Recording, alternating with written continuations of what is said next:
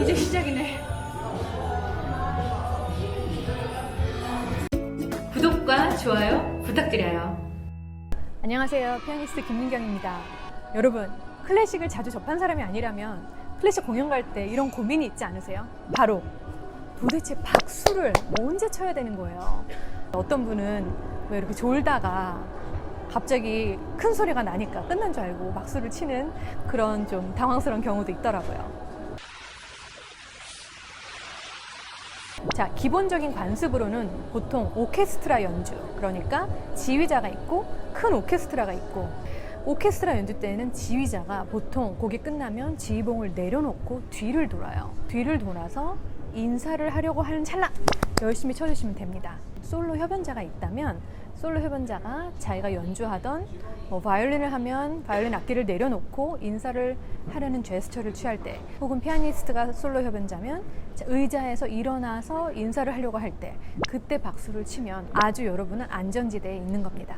실내악 연주나 독주, 보통 실내악 연주는 앉아서 연주를 많이 하거든요. 그러면 연주가 끝나고 일어섰을 때 그때 박수를 쳐도 무방합니다.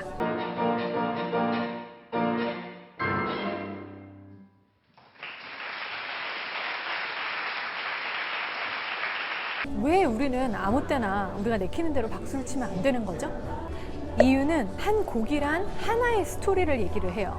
그러니까 한 악장이 끝났다고 해서 그 스토리가 끝난 게 아니잖아요. 예를 들면 어떤 악장이 누군가의 죽음을 암시하거나 그런 굉장히 긴장감 돌고 슬프거나 그런 악장인데 누가 그게 곡이 끝난 줄 알고 막 박수를 치면 갑자기 그 분위기가 확 깨지잖아요. 그래서 우리가 한 곡이 완전히 끝날 때까지, 즉 하나의 이야기가 마무리될 때까지 박수를 치지 말아달라고 얘기를 하는 겁니다. 이 전통은 누가 시작을 했냐? 바로 19세기 후기 낭만파 작곡가인 바그너가 시작을 했습니다. 그가 사실 자뻑의 대가였거든요. 그가 자기 음악을 굉장히 신성하게 여겼어요. 그래서 그가 얘기를 했답니다.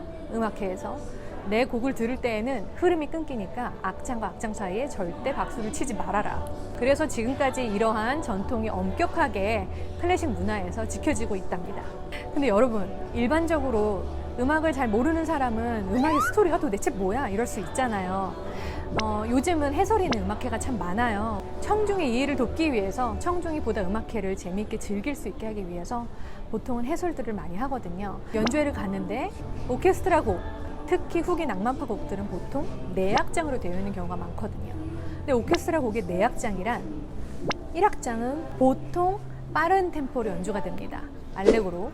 그 다음에 2악장은 대부분 느리고 굉장히 서정적인 멜로디가 가고요. 또 3악장은 그에 대비해서 스케르초 형식의 경쾌한 음악이 나온답니다.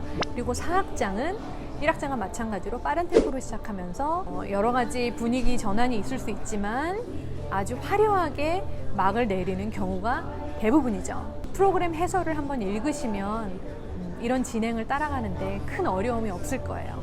하지만 우리가 또 언제 박수를 치지 생각하면서 여긴 느린 부분인데 혹시 2악장이야?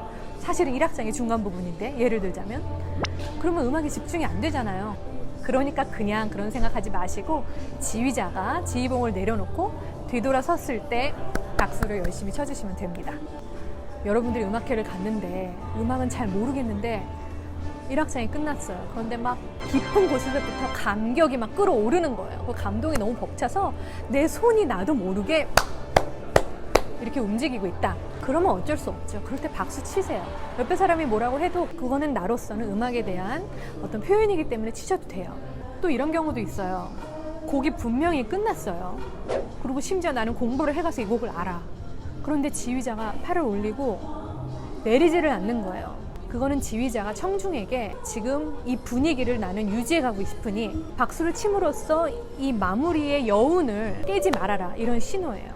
지휘자가 지휘봉을 내려놓지 않으면 연주자들도 곡이 끝났지만 이걸 내려놓지 않거든요, 함부로. 그러니까 여러분, 지휘자가 지휘봉을 내려놨을 때야 긴장을 그때 푸시고 박수를 치는 게 옳답니다. 그래서 연주회에서는 언제 박수를 쳐야 하나? 제가 봤을 때 보통 연주회가 끝나고는 청중들이 박수를 후하게 쳐줘요. 그런데 30명에서 50명 정도 모이는 그런 소그룹 연주장이 있잖아요. 그런 데서는 사람들이, 연주자들이 입장할 때 잘 쳐주질 않더라고요. 제가 말씀드리고 싶은 거는 연주자가 무대에 보이는 그 순간부터 인사를 하고 앉을 때까지 박수를 쳐주시면 돼요. 어떤 분들은 인사를 하면 박수를 멈추세요. 절대 그러시지 마시고요. 굉장히 연주자들로서는 힘이 빠지고 당황스럽고 굉장히 뻘쭘하답니다. 저희들이 악기 앞에 앉을 때까지, 자리를 잡고 연주할 준비할 때까지 박수를 쳐주시면 너무너무 좋을 것 같아요.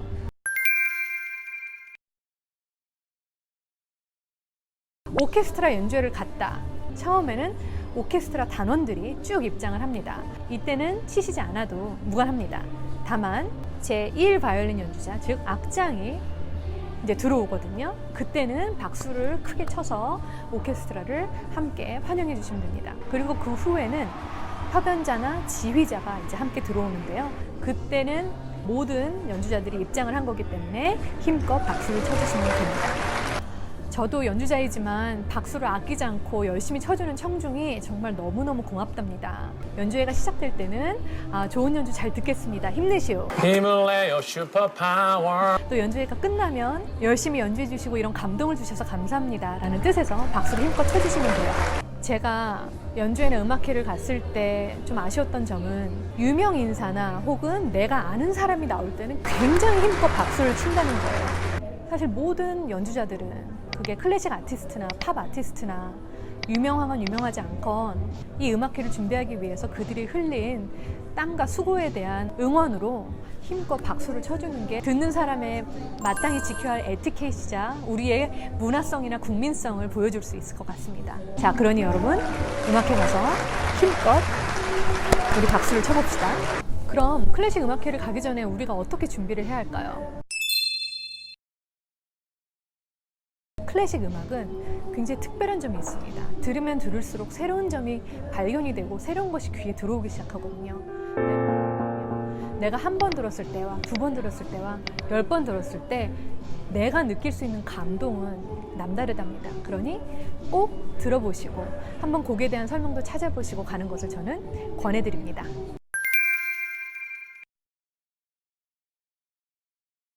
자, 박수 어떤 게 좋은 박수일까요? 자, 여러분 물개 박수 아닙니다. 이거 얼마나 성의 없어요. 그래, 니네 열심히 했다 이렇게 치면 여기가 너무 아파요. 그러니까 이것도 안 돼요. 제가 생각했을 때는 C자로 손을 좀 만드셔서 약간 공기압, 그렇죠, 이걸 사용해서 우리는 이런 식으로 박수를 쳐주면 우리도 힘들지 않고 또 소리도 연주회장에서 잘 나서 연주자들이 듣기에는 굉장히 박수를 열심히 쳐주시는 걸로 들린답니다.